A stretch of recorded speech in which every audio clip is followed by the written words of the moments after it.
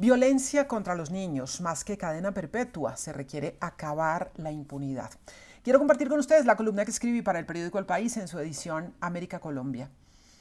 Se habla nuevamente de cadena perpetua para violadores y asesinos de niños en Colombia. La propuesta surge cada vez que un caso en particular impacta a la opinión pública. Ocurre de nuevo después del asesinato de la niña de 12 años, Sofía Delgado, en el Valle del Cauca, y la confesión de Brian Campo como responsable de este crimen.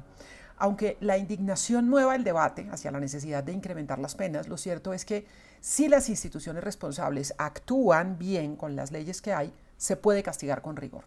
La pregunta debe enfocarse en cómo acabar con la impunidad y sobre todo en cómo prevenir delitos que lamentablemente se han convertido en parte del paisaje. Para vergüenza de la sociedad y de todos los adultos que estamos obligados a proteger a los niños, el abuso sexual de menores de edad ocurre todos los días. Y los asesinatos son muy frecuentes. Según el reporte más reciente que tiene en su portal el Instituto Nacional de Medicina Legal y Ciencias Forenses, entre enero y agosto de este año 2024 se reportaron 375 homicidios de menores entre 0 y 17 años.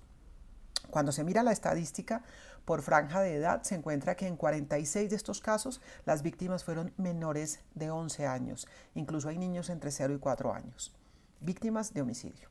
Y en este mismo informe de medicina legal se reporta que se realizaron exámenes para establecer posible abuso sexual a 11.871 menores de edad entre 0 y 17 años. La mayoría de estos casos no generaron indignación colectiva, pasaron como parte de algo que se ha normalizado. Miles de casos de abuso, y esta es una parte nada más, porque no todos se han denunciado. La violencia contra los niños, las niñas y los adolescentes es entonces cotidiana. El debate sobre qué hacer aparece en las calenturas informativas y casi siempre está enfocado en aumentar las penas, pero poco se busca entender por qué los niveles de impunidad son tan altos y por qué son cientos los niños victimizados cada día sin que se pueda hacer algo efectivo para evitarlo. Castigar a los criminales es muy importante y hay que hacerlo. Proteger a los niños y a las niñas para evitar que sean víctimas de los delitos es aún más importante. Aprobar una ley de cadena perpetua no es garantía de justicia ni de prevención. Algunos afirman que esto puede disuadir a los delincuentes, pero la verdad es que las penas actuales son muy altas y aún así los delitos suceden con frecuencia. Según algunos expertos, juristas, en el caso de Sofía Delgado, el criminal podría enfrentar una pena hasta de 50 años de prisión, con lo cual es prácticamente una cadena perpetua. Pero el sistema falló. No por la falta de penas altas, porque se tienen. Falló porque un hombre que estuvo acusado de un delito sexual fue dejado en libertad y pudo hacerlo de nuevo. La ministra de Justicia, Ángela María Buitrago, reconoció que las alertas se activaron, pero fallaron. Falló todo el sistema. Todo el sistema le falló, en este caso, a Sofía. Corregir los errores en la cadena de justicia y buscar que en las investigaciones primen los derechos de las víctimas y no de los victimarios puede ser un camino para evitar la impunidad. Conviene recordar siempre que la Constitución establece que los derechos de los niños prevalecen sobre los demás. Sin embargo, en la realidad eso es letra muerta. El mayor reto es que toda la sociedad se convierta en guardián de los niños y que no se mire para otro lado mientras hay sospechas de abuso o de violencia. Algo que pasa con frecuencia es que los adultos no les creen a los niños cuando manifiestan que son víctimas de abuso o dan señales de que una persona les incomoda o les genera temor. A los niños hay que creerles. Esto lo dicen los expertos en los casos de abuso y de violencia contra menores una y otra vez.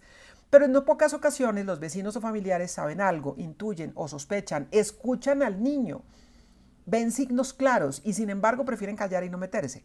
A esto se suma que algunos abusadores fueron niños abusados, algunos, no todos.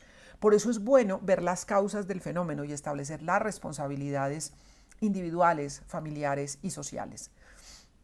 También conviene discutir desde los periodistas y analistas cómo se habla de estos asuntos cuando un delito sale de la oscuridad y se convierte en noticia y en tendencia.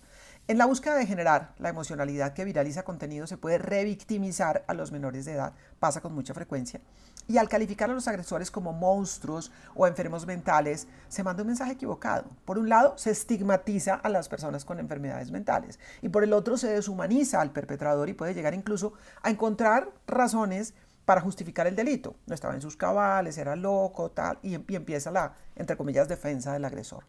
Tras el asesinato de Sofía se habló también de la propuesta para que haya rebaja de penas si hay colaboración con la justicia. Esto en la reforma a la justicia que se va tramitando.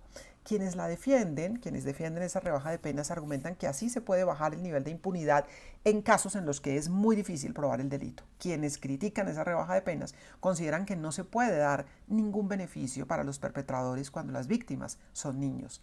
El debate, por supuesto, es muy complejo, también está sobre la mesa. La violencia contra niños, niñas y adolescentes tiene muchos factores. Y la respuesta debería ir más allá del endurecimiento de las penas, de una cadena perpetua, por ejemplo. Hacer leyes tiende a ser la respuesta ante problemas graves. ¿Por qué? Se da la sensación de que se está haciendo algo. Pero no siempre lo que queda en una norma se traduce en justicia real o en una herramienta para reducir efectivamente un delito.